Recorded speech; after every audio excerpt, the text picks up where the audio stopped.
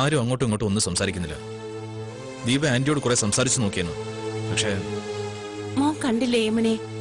കണ്ടു. ഒന്നും ചോദിക്കാൻ ആന്റി സമ്മതിച്ചില്ല. എനിക്ക് ഉറങ്ങണമെന്ന് പറയുന്നത് ഒഴിവാക്കാനുള്ള തന്ത്രമാണല്ലോ. ടെൻഡറിന്റെ കാര്യം വന്നപ്പോ ആന്റി മരുന്ന് കഴിക്കാതെ അങ്കിളിനെ കൊണ്ടത് സമ്മതിപ്പിച്ചു. ഇപ്പോ സോഫിയെ പറഞ്ഞയക്കാനും അത് തന്നെ. സത്യത്തിൽ ആന്റി അസുഖം മുതലെടുക്കുകയാണ് അമ്മേ. പ്രകാശ്, സോഫി വിളിച്ചിരുന്നു തന്നെ.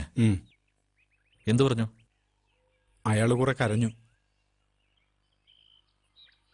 യമുന ആന്റിക്ക് എന്താ പ്രശ്നം? തന്നോട് മാത്രമല്ലേ ആന്റി കുറച്ചെങ്കിലും നന്നായി സംസാരിക്കാറുള്ളൂ. അതെനിക്കറിയില്ല. ആന്റിയുടെ മനസ്സിന് എന്തെങ്കിലും കുഴപ്പമുണ്ടോ എന്ന് ചോദിക്കണമെന്നും എനിക്ക് തോന്നിയിട്ടില്ല. ഇങ്ങനെയൊക്കെ പെരുമാറുന്നത് എന്താണെന്ന് ചോദിച്ചാൽ എന്താ നിനക്ക്? അമ്മേ, സോഫി അവളുടെ അമ്മയുടെ അടുത്തേക്ക് പറഞ്ഞയച്ചത് വലിയ അത്ഭുതമായിട്ടൊന്നും ഞാൻ കാണുന്നില്ല.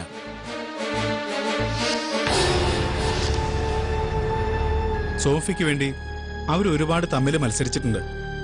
ഹോസ്പിറ്റലിൽ കുറെ നാൾ കിടന്നപ്പോ അതിനെക്കുറിച്ചൊക്കെ യമുന ആന്റി ചിന്തിച്ചു കാണും. പിടിച്ചെടുത്ത് തെറ്റായും തോന്നിയപ്പോ അതിനൊരു പ്രായച്ചിത്തം പോലെ.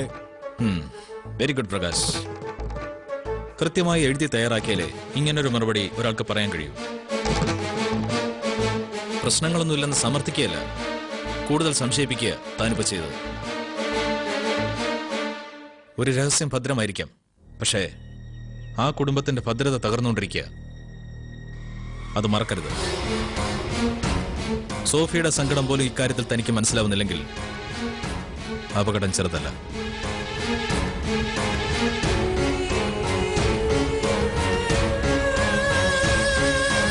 ദീപെ അവിടെ നിർത്തിയത് തന്നെ സോഫിയെ ഒഴിവാക്കാനായിരുന്നെന്നാ എനിക്ക് തോന്നുന്നത്. അമ്മയൊന്നും മിണ്ടാതിരിക്കുന്നുണ്ടോ? എല്ലാവരും കൂടി അങ്ങ് ആവേശം കൊള്ളുക. തെളിവെടുപ്പും ചോദ്യം ചെയ്യലും. എന്നിട്ടോ അവിടത്തെക്കാൾ അസ്വസ്ഥത ഉണ്ടാക്കണം ഇവിടെ. എന്നാലേ സമാധാനം കിട്ടൂ. യമുന ആന്റിക്ക് ഇഷ്ടമല്ലെങ്കിൽ സോഫിയെ സ്നേഹിക്കണ്ട. അത് ചോദിക്കാൻ വേണ്ടി ആരും ഇവിടുന്ന് പോണ്ട. മനസ്സിലായല്ലോ?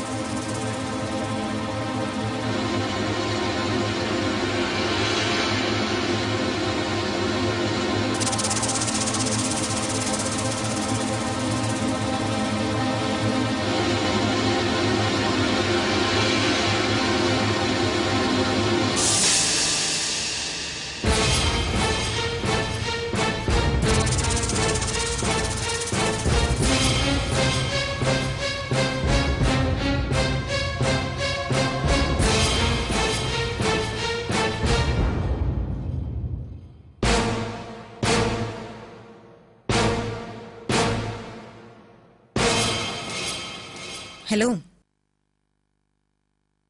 ഹലോ,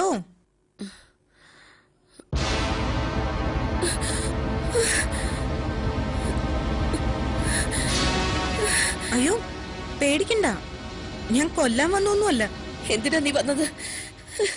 ഇറങ്ങി പോവിടുന്ന്.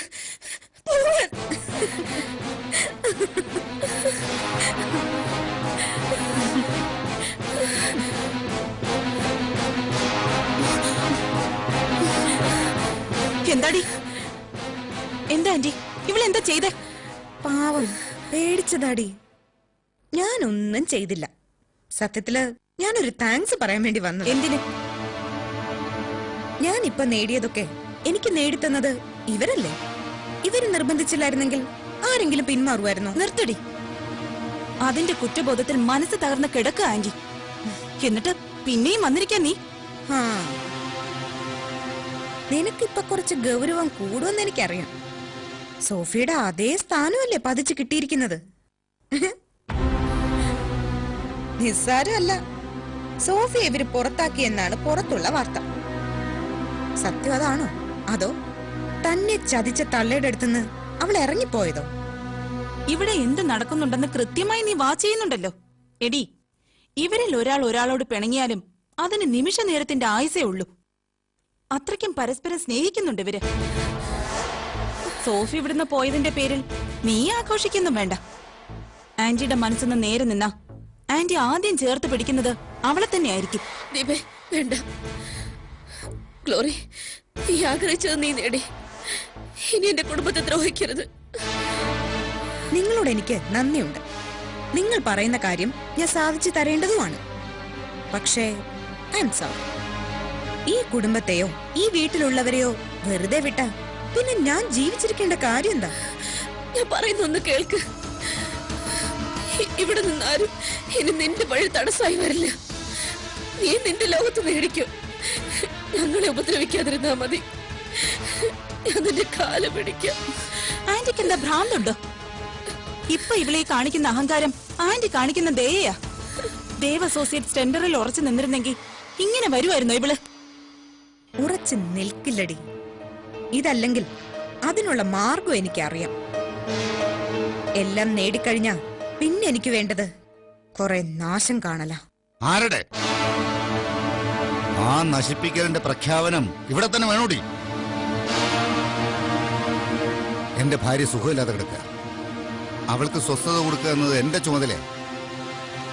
അവളുടെ സ്വസ്ഥത നശിപ്പിക്കാൻ വന്ന ആരോടും ഞാൻ പ്രതികരിച്ചിരിക്കണം. വേണ്ടടി?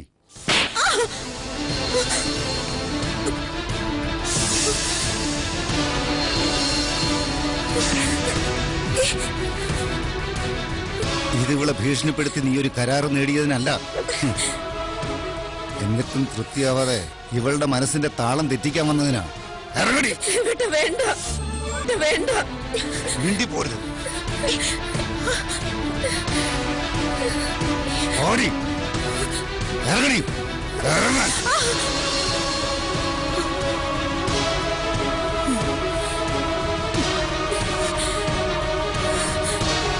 കൊല്ലാൻ തീരുമാനിച്ചാൽ അത് നേരിട്ട് പറയുന്നതാണ് നിന്റെ ശീലമെന്ന് എനിക്കറിയാം. ഒപ്പിടാൻ പോകുന്ന എഗ്രിമെന്റിന്റെ വലിപ്പം കാണിക്കാൻ നീ വരുമെന്ന് എനിക്കറിയാം. പക്ഷേ അകത്ത് തളർന്നു കിടക്കുന്നത് എന്റെ ജീവനാ. തന്തയും തള്ളി ഇടങ്കാല് കൊണ്ട് തൊഴിക്കുന്ന നിനക്ക് ബന്ധങ്ങളുടെ തീവ്രത മനസ്സിലാവില്ല. ദേവ് അസോസിയേറ്റ്സ് എന്ന ബിസിനസ് സ്ഥാപനത്തെ നീ ചവിട്ടി മെതിച്ചാൽ ഞാൻ ഒരുപക്ഷെ പ്രതികരിക്കില്ല. പക്ഷേ ഇനി ഒരിക്കൽ അവളുടെ മനസ്സ് അസ്വസ്ഥമാക്കാൻ നീ ഇവിടെ കാലുകുത്തിയ നേട്ടങ്ങളൊന്നും പിന്നെ നീ അനുഭവിക്കില്ല. കൊല്ലും ഞാൻ. ഇറങ്ങി.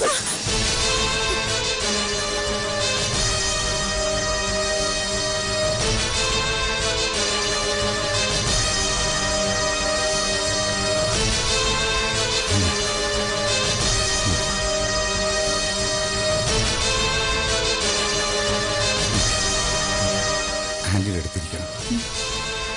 ഇതിന്റെ പേരിൽ ഇനി അസ്വസ്ഥതയൊന്നും ഉണ്ടാവരുത്.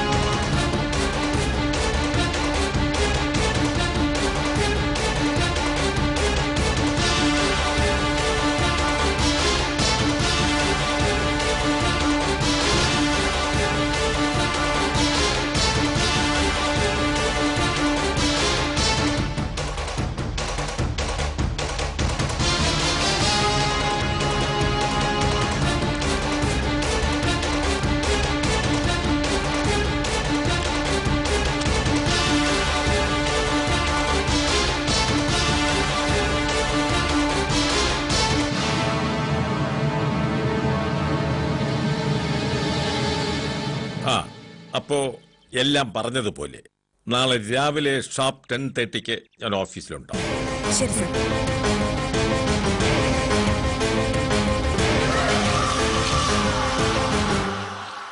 എന്താ ശശികല, ഇക്കാര്യത്തിന് ബുദ്ധിമുട്ടുണ്ടോ നിങ്ങൾക്ക്? നാഷണൽ ക്ലബിന്റെ വനിതാ വിഭാഗത്തിന് പെട്ടെന്നൊന്നും ഒരു കാര്യത്തിന് തീരുമാനമെടുക്കാൻ പറ്റില്ലല്ലോ. ശരിയാ, വലിയ തീരുമാനങ്ങൾ എടുക്കുമ്പോ എക്സിക്യൂട്ടീവ് അംഗങ്ങൾ മുഴുവൻ ഉണ്ടാകണമെന്നുള്ളതാ ബൈലോ. പക്ഷേ ഗ്ലോറിയുടെ കാര്യത്തിൽ അങ്ങനെ ഒരു കടുത്ത നിലപാടെടുക്കാൻ ഞങ്ങൾക്ക് പറ്റില്ലല്ലോ, അല്ലേ ഗീതേ? അതെ, ഗ്ലോറി എന്നും നമ്മുടെ വെൽവിഷറാണല്ലോ. എനിക്ക് വേണ്ടി നിങ്ങളുടെ ബൈലോ മറികടക്കണ്ട. ഇന്ന് തന്നെ എക്സിക്യൂട്ടീവ് വിളിച്ച് തീർക്കാൻ പറ്റില്ലേ? കഴിയണം. ഒരാൾക്ക് പോലും ഇക്കാര്യത്തിൽ ഒരെതിരഭിപ്രായം ഉണ്ടാവരുത്. എന്നാലും ഇത്ര പെട്ടെന്ന് ഇത്ര വലിയൊരു ഫംഗ്ഷൻ അറേഞ്ച് ചെയ്യാന്ന് പറയുമ്പോ നിങ്ങൾക്ക് ഒരു ബുദ്ധിമുട്ടുമില്ല. ആനയും അമ്പാരിയും താലപ്പൊലിയും അടക്കം എല്ലാം ഞാൻ സംഘടിപ്പിക്കാം. എന്നെ സ്വീകരിക്കാൻ എനിക്ക് തന്നെ പറ്റില്ലല്ലോ. നിങ്ങൾ ചെയ്യേണ്ടത് സമൂഹത്തിലെ പ്രധാനപ്പെട്ടവരെ വേദിയിൽ ഇരുത്തുക എന്നത് മാത്രമാണ്. ശക്തമായൊരു മീഡിയ പട. 25 ലക്ഷം രൂപ ഞാൻ നിങ്ങൾക്ക് തരും. ബിസിനസ് രംഗത്ത് 2ാം ജന്മം കിട്ടിയ ഗ്ലോറിയെ വാഴ്ത്തി പാടുന്നതിന് സമ്മതമാണോ? ഓഫറുകളൊന്നുമില്ലെങ്കിലും ഗ്ലോറിയുടെ വിജയം ഞങ്ങൾ ആഘോഷിക്കുമായിരുന്നു. സ്വീകരണം ഗ്ലോറി പ്രതീക്ഷിക്കുന്നതിനേക്കാൾ ഗംഭീരമാക്കി തരാം. Thank you. ഗ്ലോറി, കഴിഞ്ഞ തവണത്തെ പോലെ വേദിയിലേക്ക് സോഫിയും ക്ഷണിക്കണോ ഒരു കൊഴുപ്പിന്? വേണ്ട. ആ സമ്മേളനത്തിൽ ഒരെതിർവാക്കും ഞാൻ ഇഷ്ടപ്പെടുന്നില്ല. എല്ലാവരും എന്നെക്കുറിച്ചേ പറയാവൂ. പത്രങ്ങൾ എന്നെക്കുറിച്ച് എഴുതി കൊഴുപ്പിക്കാവൂ. ചാനലുകളിൽ മാറാതെ നിൽക്കേണ്ടത് ഗ്ലോറിയുടെ മുഖം മാത്രമാണ്. ഇത് ഗ്ലോറിയുടെ ഫംഗ്ഷൻ തന്നെയായിരിക്കും. ഗ്ലോറിയെ പോലുള്ളവരാ ഈ നാട്ടിലുണ്ടാവേണ്ടത്. എങ്കിൽ എത്രയും പെട്ടെന്ന് കാര്യങ്ങളൊക്കെ അറേഞ്ച് ചെയ്തോളൂ. 1000 കോടിയുടെ ബിസിനസ് കൈപ്പിടിയിൽ ഒതുക്കുന്ന ഗ്ലോറിക്ക് സമൂഹത്തിന്റെ സ്വീകരണം കണ്ട് അമ്പരക്കണം എല്ലാവരും. നെറ്റിപ്പട്ടം കെട്ടിയ കൊമ്പനെ എഴുന്നള്ളിക്കുന്നത് അതിനു മുകളിലാണ് ഗ്ലോറിയുടെ സ്ഥാനമെന്ന് മനസ്സിലാക്കി കൊടുക്കാനാ. ഗ്ലോറി എല്ലാത്തിനും മേലെയാണ്, എല്ലാവരെക്കാളും ഉയരത്തിലാണ്.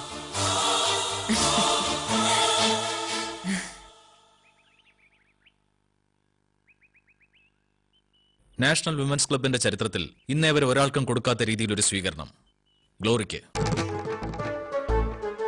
അത്ഭുതത്തോടെ ഡേവിഡിനെ വിളിച്ചു പറഞ്ഞത്. ഗ്ലോറിക്കാൻ അർഹതയുണ്ട്. നിസ്സാര നേട്ടമല്ലല്ലോ അവളുടേത്. ആഘോഷിക്കട്ടെ. പ്രകാശ പോകുന്നുണ്ടോ ആശംസകൾ അർപ്പിക്കാൻ? എന്തിന്? നേടിയവരെ സ്വീകരിക്കുമ്പോ നേട്ടത്തിന് ഉത്തരവാദികൾക്കും കൂടി അതിന് അർഹതയുണ്ടല്ലോ. പ്രകാശ് പോണം. യമുന ആന്റിയെ കൂട്ടി തന്നെ പോണം. പറഞ്ഞോളൂ. തന്റെ ദേഷ്യം തീരട്ടെ.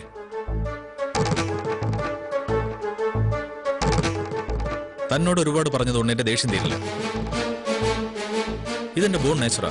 എന്തിനോടും പ്രതികരിക്കുക. താൻ തിരിച്ചും മറ്റുള്ളവരുടെ പ്രതികരണങ്ങളെ, അത് ദേഷ്യമായാലും സങ്കടമായാലും, ഒരു മറുപടിയില്ലാതെ തോൽപ്പിച്ചു കളയും. മറ്റുള്ളവരുടെ പ്രതികരണങ്ങളെ, അത് ദേഷ്യമായാലും സങ്കടമായാലും, ഒരു മറുപടിയില്ലാതെ തോൽപ്പിച്ചു കളയും. എന്നിട്ട് അതിലൂടെ നേടാനുള്ളത് മുഴുവൻ നേടും.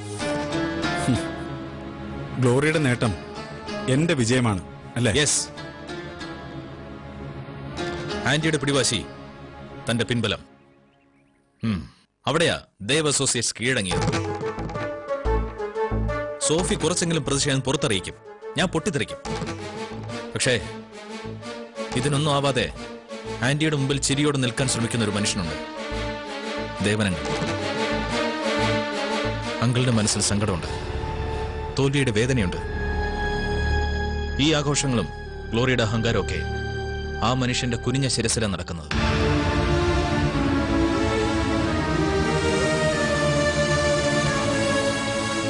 ടെൻഡർ കിട്ടി സ്വീകരണം കഴിഞ്ഞാൽ ഗ്ലോറി തീരുമാനിക്കും ദേവന്റെ കുടുംബത്തിന് അടുത്ത ഷോക്ക് തരാൻ. ഇപ്പോഴത്തെ അവസ്ഥയിൽ അത് നേരിടാൻ ആരും ഉണ്ടാവില്ല.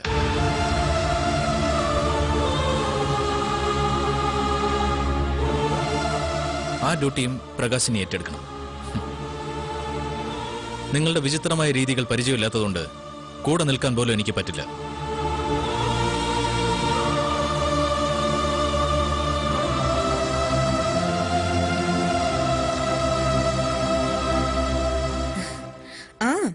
24 മണിക്കൂറും കൂടി എനിക്ക് താ എന്റെ സ്വാതന്ത്ര്യ പ്രഖ്യാപനത്തിന്. സ്വീകരണം ക്ലബ്ബുകാർ സംഘടിപ്പിച്ചതാ, ഞാൻ പിന്നെ അത് എതിർത്തില്ല. അർഹിക്കുന്ന ആദരവ് തരുമ്പോ നിരസിക്കേണ്ട കാര്യമില്ലല്ലോ.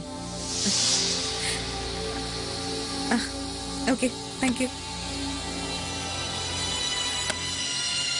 മാഡം, നാളത്തെ പ്രോഗ്രാം ചാറ്റ്.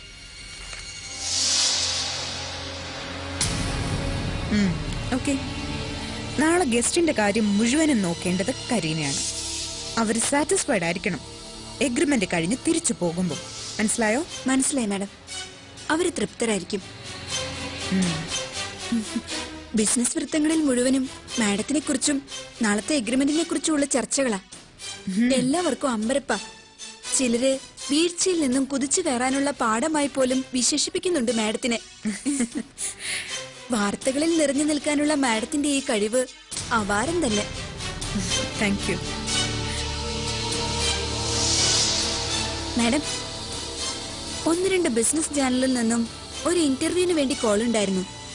ടെൻഡറും മാഡത്തിനുള്ള സ്വീകരണവും കഴിഞ്ഞ് സമയം കൊടുക്കാന്ന് ഞാൻ പറഞ്ഞു. അത് മതി. ഞാൻ ക്ലബ്ബുകാരെ വിളിച്ചു പറയാം. കരീന അവരുടെ കൂടെ ഒന്ന് പോണം.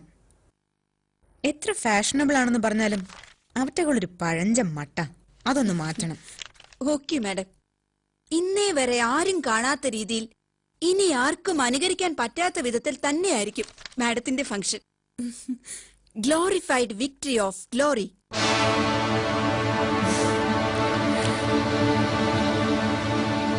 ഇന്ന് ഉറങ്ങാൻ കഴിയില്ല എനിക്ക്. നാളെ എന്റെ ദിവസമാണ്, എന്റെ തിരിച്ചുവരവിന്റെ ദിവസം. എനിക്കൊരു യാത്രയുണ്ട് കരീന. എവിടേക്ക്? ഇത് വെച്ചു. വലിയ കാര്യങ്ങൾക്ക് മുൻപ് ഒരു അനുഗ്രഹം വാങ്ങലില്ലേ? മാഡത്തിന് അങ്ങനെയൊന്നും. ഇന്നത് വേണം. ഉദ്ദിഷ്ട കാര്യത്തിന് നന്ദി പറയാം. ഞാൻ പോയിട്ട് വരാം.